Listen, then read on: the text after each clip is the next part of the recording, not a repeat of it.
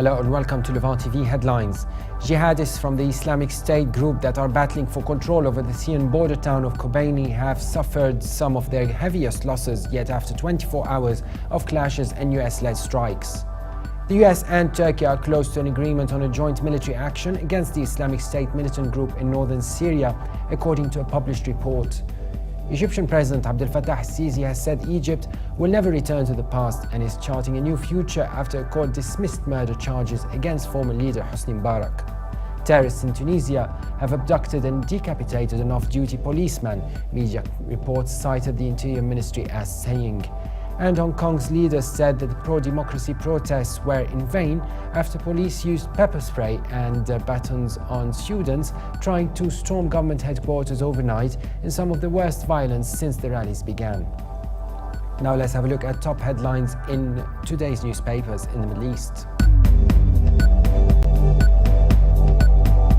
Starting from the UAE, the Khalij Times leads reporting that OPEC's green signal to maintain oil output by member countries hit hard the GCC stocks, and oil bourses in the Gulf Arab states closed red due to panic selling led by Saudi Arabia's Tadawul, the largest stock market in the Arab world. The paper also reports that an American couple cleared by a Qatari appeals court of wrongdoing in the death of their adopted daughter has been barred from leaving the Middle Eastern country just hours after they were told they were free to go.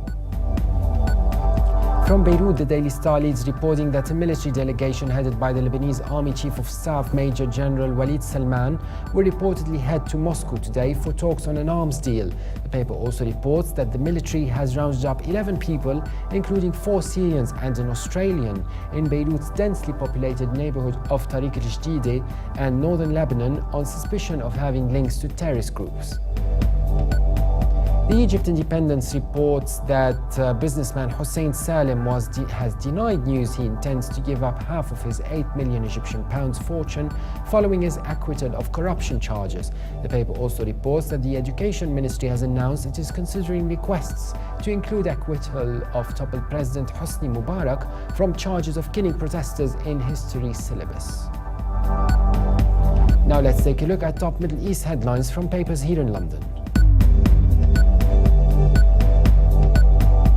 The Guardian leads Middle East news reporting that protests erupted at universities across Egypt after a court's decision to drop criminal charges against ousted President Hosni Mubarak. Hundreds of demonstrators gathered at Cairo University, waving pictures of Mubarak behind bars and demanding the fall of the regime, as police stood ready at the gates to bar students who sought to take their demonstration onto the streets. The Independent leads Middle East news reporting that Iraq's Prime Minister Haider al-Abadi says an investigation has revealed the existence of 50,000 ghost soldiers in the Iraqi army. Iraq's newly installed Prime Minister revealed the figure after an official head count of the army was carried out during the payment process.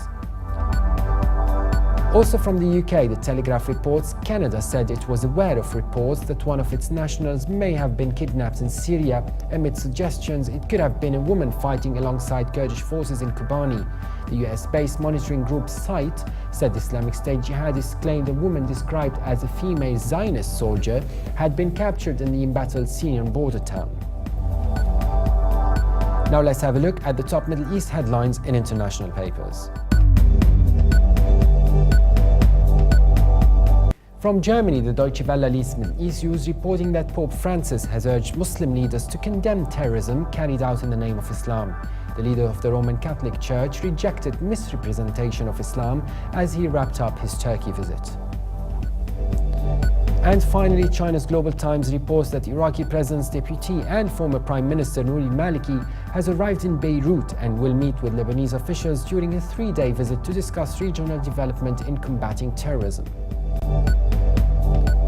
And for more updates, please visit us on levant.tv.